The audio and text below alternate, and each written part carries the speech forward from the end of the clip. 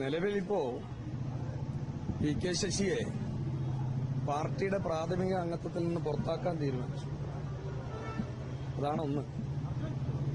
രണ്ടാമത് P K Sasi പറയുന്നതിനൊക്കെ ഇനി മുഖവിലക്കെടുക്കേണ്ട കാര്യമുണ്ടോ? ഉണ്ടോ? സാധാരണഗതിയിൽ അല്ല, ഞാൻ പറയണത് നിങ്ങളെല്ലാം ഈ കേരളത്തിലെ വളരെ സജീവമായി കാര്യങ്ങളെ കാണുകയും വെളിച്ചത്ത് കൊണ്ടുവരികയും ചെയ്യുന്നവരാണല്ലോ. അപ്പൊ പി കെ ശശി എനിക്കെതിരെ പറഞ്ഞൊരു ആരോപണം നിങ്ങളിപ്പോ ഇവിടെ ആവർത്തിച്ചല്ലോ. ആ ആരോപണത്തിൽ എന്തെങ്കിലും കഴമ്പുണ്ടെങ്കിൽ നിങ്ങൾ നല്ല പത്രപ്രവർത്തകരാണ്. ഏത് കാര്യം പൊതുസമൂഹത്തിൽ വെളിച്ചത്ത് കൊണ്ടുവരാൻ നന്നായി പരിശ്രമം നടത്തുകയും ചെയ്തുകൊണ്ടിരിക്കുന്നവരാണ്. എന്തെങ്കിലും അത്തരത്തിലൊരു കാര്യം എന്റെ രാഷ്ട്രീയ ജീവിതത്തിൽ ഉണ്ട് എന്ന് തെളിയിക്കപ്പെട്ടാൽ ഞാൻ ഈ പൊതുപ്രവർത്തനം അവസാനിപ്പിക്കാം. അതിന്റെ ഒപ്പം തന്നെ ഞാൻ തിരിച്ചൊരു ചോദ്യം ചോദിക്കാം. ഞാൻ രാഷ്ട്രീയത്തിൽ വന്ന കാലം മുതലുള്ള എന്റെ സമ്പത്തും എന്റെ എല്ലാം ഒന്ന് അന്വേഷിക്കുക. ഒരു തരി മണ്ണിന്റെ വലുപ്പമോ ഞാൻ ജീവിക്കുന്ന എന്റെ ഭാര്യയുടെ വരുമാനത്തിൽ നിന്നും അധികമായി എന്തെങ്കിലും ഒരു തരിയുടെ സമ്പത്തിന്റെ വലുപ്പമോ എന്റെ കുടുംബത്തിലോ എന്റെ വ്യക്തി ജീവിതത്തിലോ ഉണ്ട് എന്ന് തെളിയിക്കപ്പെട്ടാലും ഞാനിപ്പോ പറഞ്ഞത് ആവർത്തിക്കുക. എന്നാൽ പി കെ ശശി അതിന് തയ്യാറാവൂ? പി കെ ശശി അതിന് തയ്യാറാവൂ? പി കെ ശശിയുടെ പൊതുജീവിതം ആരംഭിക്കുന്ന കാലം മുതൽ ഇന്ന് ദിവസം വരെയുള്ള അയാളുടെ സമ്പത്തങ്ങളുടെ എടുത്ത് പരിശോധിക്കുക. ഞാൻ വേണമെങ്കിൽ ഇപ്പൊ എന്റെ കയ്യിൽ തെളിവില്ല, ഞാൻ തെളിവുകളൊക്കെ വിളിച്ചു തരാം. ഞങ്ങൾ അന്വേഷിച്ച കുറെ കാര്യങ്ങളുണ്ടല്ലോ. പി കെ ശശി എന്ന് പറയുന്നത് പാലക്കാട് ജില്ലയിൽ നടപടിയെടുക്കുക, തിരിച്ചു വരിക, നടപടിയെടുക്കുക, തിരുത്തി പറഞ്ഞ് തിരിച്ചു വരിക. ഇതായിരുന്നല്ലോ. ഇങ്ങനെ ഒരാള് പാലക്കാട് ജില്ലയിലില്ല. അത് SFI കാലം മുതൽ അങ്ങനെയാണ്.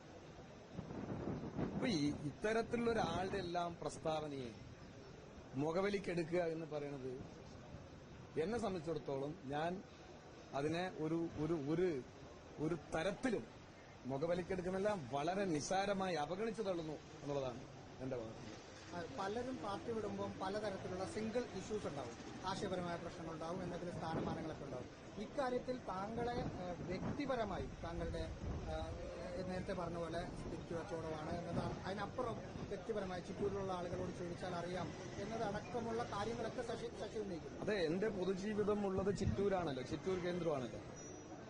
മണ്ണാർക്കാട് പോയി ശശിനിയും അന്വേഷിക്കുക, ചിറ്റൂർ വന്ന് സുരേഷ് ബാബുവിനെ അന്വേഷിക്കുക എന്ന് ഞാനതല്ലേ പറഞ്ഞത്. നിങ്ങൾക്കല്ലേ അതിന്റെ ഏറ്റവും എളുപ്പമാർഗം. നിങ്ങളോടല്ലേ ഞാൻ പറയുന്നത്. അതായത് പത്രപ്രവർത്തകർ, ഞങ്ങളെ നിരന്തരം വിമർശിക്കുന്ന പത്രപ്രവർത്തകരോടാ.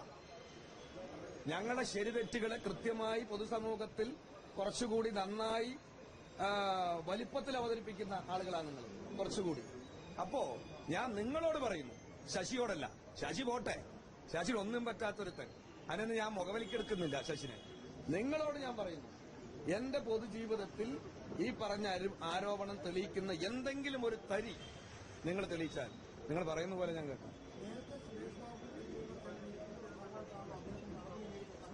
അതെ അതെ,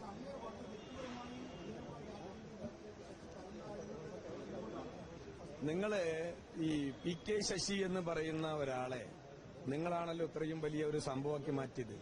അതായത് ശശിന്റെ തീവ്രത അളന്നത് നമ്മുടെ ബാലേട്ടനും ശ്രീമതി ടീച്ചറുമാണെന്നാണല്ലോ നിങ്ങൾ തന്നെ പരസ്യപ്പെടുത്തിയത്.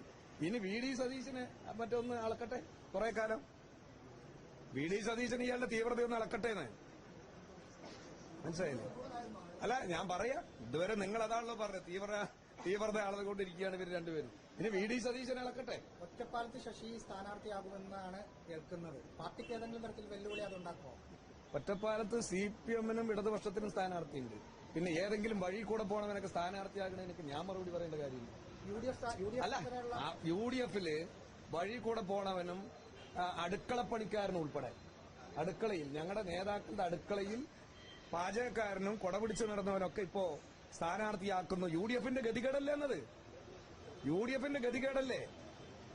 ഞങ്ങളുടെ പാർട്ടിയുടെ നേതൃത്വത്തിന്റെ അടുക്കളയിൽ പണിയെടുത്തവനും കൊടപിടിച്ചവനും അതുപോലെ പാർട്ടിയുടെ എല്ലാവിധ സ്ഥാനമാനങ്ങളും കാലാകാലമായി അനുഭവിച്ച് അതിന്റെ സുഖം കണ്ട് അതിൽ നിന്ന് പരമാവധി വെട്ടിപ്പ് നടത്തി, സാമ്പത്തിക വെട്ടിപ്പ് നടത്തി, അതിൽ പാർട്ടി നടപടി നേരിട്ടാൽ ആ പാർട്ടി നടപടി നേരിട്ടതിനെ തിരുത്തി ഒരു കമ്മ്യൂണിസ്റ്റ് ബോധത്തോടുകൂടി തിരിച്ചു വരുന്നതിന് പകരം ഞാനിത് തുടരും, എനിക്ക് ഈ പണിയാണ് നല്ലത്, ഏത് ഈ വെട്ടിപ്പും തട്ടിപ്പുമാണ് എന്റെ പണി, ഞാനിത് തുടരും എന്ന് പറഞ്ഞ് പ്രഖ്യാപിക്കണവനോടൊക്കെ എന്ത് പറയാനാ?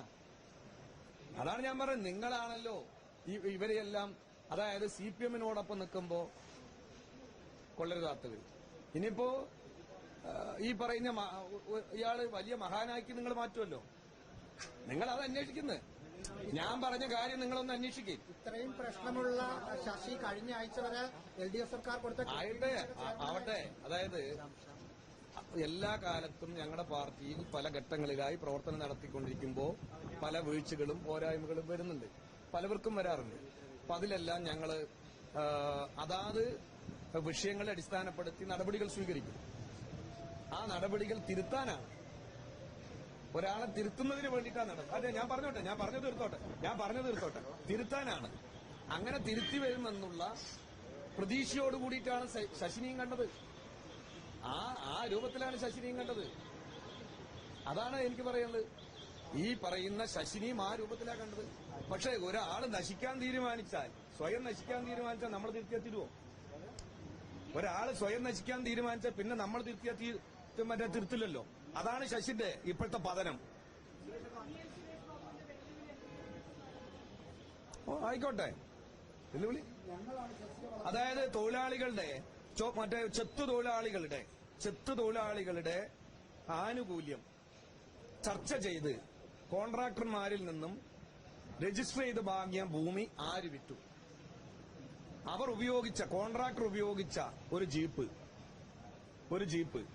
ആ ജീപ്പ് തൊഴിലാളികൾക്ക് നഷ്ടപരിഹാരമായി കൈമാറി. അത് ആര് ഉപയോഗിച്ചു?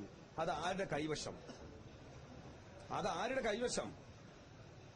അതായത് സൈക്കിൾ പോലും സ്വന്തമില്ലാത്ത PK ശശിയായിരുന്നു പണ്ട്. പിന്നീട് ആകെ ജീപ്പിൽ ആദ്യമായി കയറിയത് ചുമട്ട് തൊഴിലാളികൾക്ക് വേണ്ടി നഷ്ടപരിഹാരം എന്നതിലേക്ക് അന്ന് കോൺട്രാക്ടർകാരൻ കൊടുത്ത ജീപ്പാ.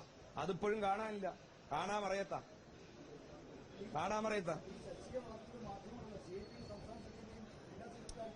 ഞാൻ പറയുന്നത്, പാർട്ടിക്കകത്ത് പ്രവർത്തനം നടത്തിക്കൊണ്ടിരിക്കുമ്പോ ഞങ്ങളെല്ലാവരും ഓരോ ഉത്തരവാദിത്തങ്ങൾ വരില്ലേ?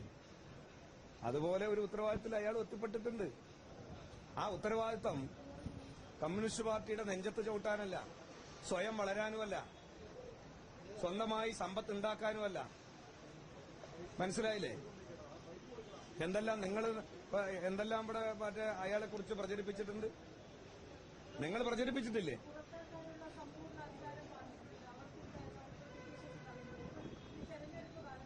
നിങ്ങൾ ഈ ശശിന്റെ വർത്തമാനമൊക്കെ കേട്ടിട്ട് നിങ്ങൾ വെറുതെ എന്നോട് ചോദ്യം ചോദിക്കണ്ടാണ്. ആരായി ശശി?